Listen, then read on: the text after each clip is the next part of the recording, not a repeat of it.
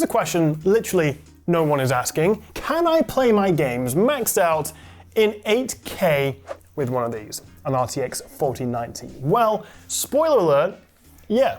This is Cyberpunk 2077 maxed out settings running on my Samsung 8K TV, and we're getting 69, 70 frames per second. There are a couple of caveats that we'll come to in a second, but incredibly, I am getting over 60 FPS at 8K in every game I tested. Cyberpunk, Flight Sim, Forza Horizon 5, Warzone, even bloody Crysis. And things get really silly in Overwatch 2, where I'm averaging over 400 FPS in 8K. You can get some pretty ridiculous frame rates with this, particularly in older or less demanding games. I did want to fire up some Rainbow Six Siege to see how just high that could go, but it wouldn't actually work for me. But bear in mind, I am running pre-release drivers with a 4090, and I'm sure there's a few kinks still to be worked out. So this is not the bottleneck anymore. I've got more performance than I can actually use. The issue now is this, the HDMI 2.1 cable, or the TV I'm using. I'm limited to 8K 60 because of the bandwidth. It does also support HDR and VRR, but I miss my high refresh rates. Now, I will admit this setup is a bit silly. I think there's only like 5 people in the world who actually own an 8K TV because they are a bit pointless. Outside of a few fancy YouTube video demos that of course are compressed as well, there's nothing really to do on an 8K TV. There's no native content, it's all upscaled. That is until now, because for the first time ever, 8K gaming is a reality. And also, I'll be testing this in another video, but even 8K video editing, particularly with the new dual AV1 encoders. But purely for games, with an RTX 4090 in a setup like this, you can properly game at 8K without knocking down all your settings or living with a stop motion style frame rate. The main downside is of course being limited to 60 Hz, which any proper gamer would rightly scoff at. But if your goal is to have the absolute highest quality, sharpest gaming experience possible, pretty cool. So this is a 65-inch Samsung QLED 8K TV, which means at 7680 by 4320, we're getting 135 pixels per inch, which is roughly the same as a 32-inch 4K screen.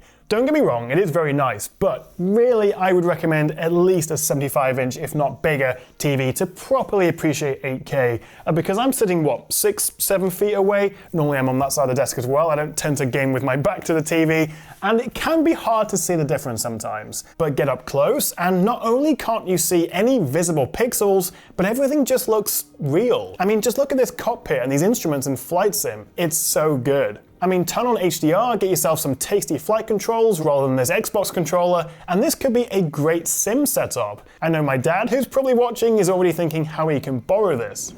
So before my dad does come over and nick this, let me show you the setup I've got here, because I've actually built a brand new PC just to accommodate this 4090, with the parts provided by the lovely folks over at scan.co.uk. I've used these guys for their pre-built systems. Their Crack 3XS systems team are top notch, but in this case I used Scan to pick out and get the parts I needed for this build. Because the truth is, you are literally wasting your money unless you have an incredibly powerful PC behind the 4090, so you're not bottlenecking it. In fact, I have the brand spanking new Ryzen 9 7950X 16-core, up to 5.7 GHz processor, that's before overclocking, and in some games, I'm still limited by the CPU. I also have an ROG Crosshair X670E Hero motherboard. I've got 32 gigs of DDR5 6200 MHz Corsair Vengeance RAM, which is just about the fastest gaming RAM in the world right now. A 2TB WD-SN850X SSD, which is getting me blisteringly fast 7300 megabytes per second read and writes,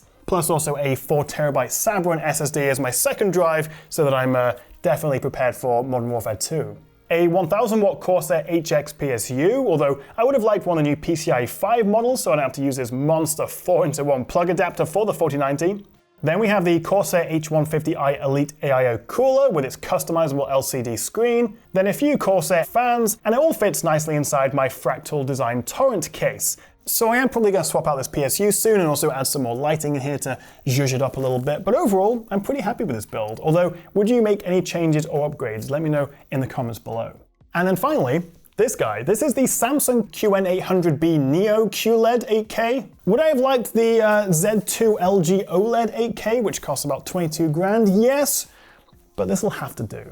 Honestly, I don't even know how much this all costs. It's probably around $6,000 or something, kind of ridiculous. And to be honest, if you go for a 4080 and then a more reasonable 4K 32-inch 144Hz monitor, which I think is going to be a better option, straight away you'll save yourself over $1,000.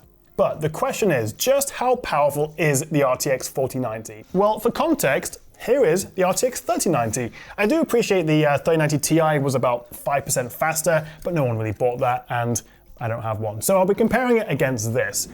And firing up a bit of flight sim, the 3090 averages 73 FPS in 4K and 46 FPS in 8K, which is decent, but the 4090 roughly doubles that. 151 FPS at 4K, 81 at 8K. So whether you have a 4K 144Hz monitor or an 8K 60 TV like this, you are fully maxing it out, all with the highest graphic settings.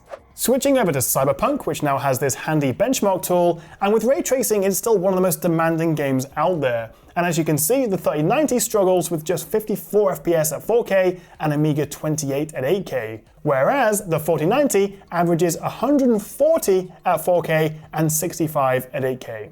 Again, roughly doubling the performance thanks to the extra horsepower and also DLSS 3. I'm keen to give Cyberpunk another chance, and I think I might be the only person playing it through in 8K. Now so far, these games like Flight Sim, Cyberpunk, and also I think Spider-Man, Justice, and F122, among a handful of others, all support NVIDIA's DLSS 3 technology, which adds frame generation to the mix. But in terms of regular games, like pure rasterized performance, how much faster is this, or is it all down to that magical DLSS wizardry? Well, I can tell you, in Forza Horizon 5, which right now doesn't support any kind of DLSS, although it is expected to come soon, and which looks absolutely stunning by the way with this setup, the 3090 averaged 81 FPS at 4K and 35 at 8K, versus 147 at 4K and 76 FPS at 8K. I was genuinely blown away by this. No DLSS, no RT really. The 4090 is around 75% faster at 4K and about 110% faster at 8K. Forza is famously a very CPU-demanding game, so I'm sure the 7950X in here is doing a lot of the legwork as well, but realistically, if you're going to drop the best part of, or even more than $2,000 on a 4090, you're probably going to have a pretty beefy CPU to go with it. Not shabby at all. Question's how long it'll last you. I must admit though, as I'm cruising around in Forza or getting killed in Overwatch 2 or Warzone, I do miss a high refresh rate. 8K is gorgeous, but I want 120 or 144 Hz as well. Now, to avoid boring you all to death, here are my results from every game I've tested so far, in both 4K and 8K, with ultra settings, DLSS enabled where it's supported, and I've also included the 1% lows to give you an idea of overall smoothness. And on average, the 4090 is about 80% faster than the 3090, which is a very impressive gen-on-gen boost in performance. However, before we get to the question of value for money, and whether anyone in their right mind should actually buy a 4090, there are a couple of things you need to keep in mind.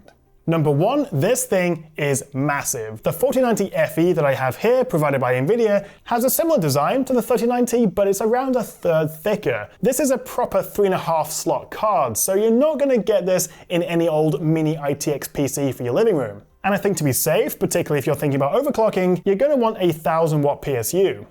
Number two, and as you know, the new 40 series cards are based on NVIDIA's Ada Lovelace architecture. But as well as being bigger, faster, and more power hungry, we also get this new DLSS 3 technology, which is basically three things. You've got AI super resolution, you've got the new frame generation, and you've got reflex. Now, Super Res is basically upscaling. It's what DLSS is all about, and it continues to get better over time as they train their AI. Now, frame generation, this is new and exclusive to the 40 series, and it essentially adds multiple frames in between the real frames that your card's generating, so you get a higher FPS. It's incredibly technical and possibly a little bit magical, and my friends over at Digital Foundry have a proper in-depth analysis I'll link to below if you want to really nerd out. It's exciting stuff, but the downside of frame gen is that it increases latency, and so to combat that, DLSS 3 requires NVIDIA Reflex, which helps manage some of that extra latency, but it doesn't cut it out completely. And in some cases, with a high-end setup and wired peripherals, it can still double your PC latency from something like 18 milliseconds to 35, which is acceptable for most of us, but not for professional esports players. So it looks like it might be a case of turning it off in competitive online shooters, but in games like Cyberpunk or Flight Sim,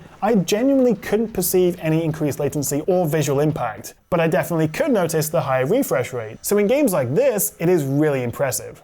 There is one more problem with DLSS, particularly when you're gaming at 8K, because usually there are 4 DLSS modes to choose from. You've got your quality, you've got your balanced, performance, and ultra performance. And rule of thumb is quality will be for 1080p, balance for 1440, performance for 4K, ultra performance for 8K. Most games give you an auto option as well if you want to let it figure out for itself. But see if you can spot the issue. Now this is an Unreal Engine 5 demo created by Nvidia called Lyra, which among other things lets me cycle through DLSS modes. And I would say it's pretty hard to see any real impact in image quality for all the modes until you hit ultra performance, which then seems to add a noticeable amount of aliasing. Sharp lines start to shimmer, and considering you want the absolute best, sharpest gaming experience at 8K, having to use ultra performance DLSS to get those dreamy refresh rates does take away a little bit from the experience. Because in Cyberpunk at 8K, dropping back to performance mode gives me just 41 FPS, whereas ultra performance gets me 62, a 50% uptick simply based on the DLSS setting.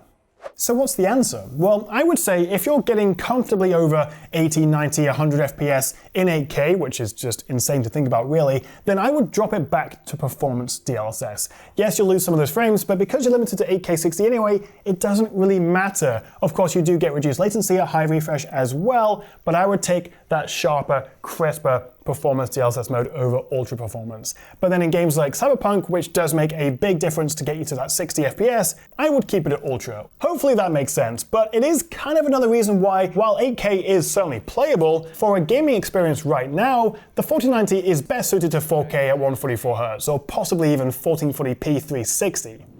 This is an incredible setup, but I wouldn't really recommend it. 8K is not there for most gamers yet, not until we get DisplayPort 2 and we get 8K 120 options, and really, unless you have a 75-inch or bigger TV or you get right up close to it, it can be hard to really see the difference. So while this was a fun experiment, don't try this at home. Now as for the 4090 itself, this is the real hero of the piece. But whether you should actually buy one, I'm not so sure. I actually had a big chat with my buddy Marcus from PC Centric the other day, who's also got a much more in-depth and detailed review of this on his channel right now, which I'll link to below. But we both kind of agreed that, yes, it's technically very impressive, overkill for everyone really, but we also don't know what the upcoming two 4080 cards are going to be like, one of which really should be called the 4070. Then we've got the proper 4070s and 60s coming early mid next year. We still have to see what AMD come out with, and of course the 3070, 3080, 3090 are still incredibly capable cards for everything other than 8K gaming. And best case scenario, this 4090 FE is around $1,600, which is significantly more than the 3090 launched for, and that is RRP because there's already plenty of AIB cards for over $2,000. Of course, Nvidia will be quick to tell you that for the performance you're getting, actually it's pretty good value, and compared to the 3090 Ti that was $2,000 until they, halved the price recently, it's a steal. But really that was just some tactical price anchoring, as they call it. So until we know more about the comparative performance with the 90 versus the 80s and what AMD comes out with, I would recommend holding fire. But hey, I'm not judging. If your name is Mr. Moneybags and you want bragging rights of the world's most powerful gaming PC and you maybe do want to game at 8K for some reason, then yeah, go nuts. It's an incredible graphics card. But what do you reckon? Tempted to sell a kidney or two and pick one of these up? And if you did, what is the first game you'd play? Let me know in the comments below. Thank you so much for watching, guys. If you enjoyed this video, then a like and subscribe would be very much appreciated. And I'll see you next time right here on the Tech Chat.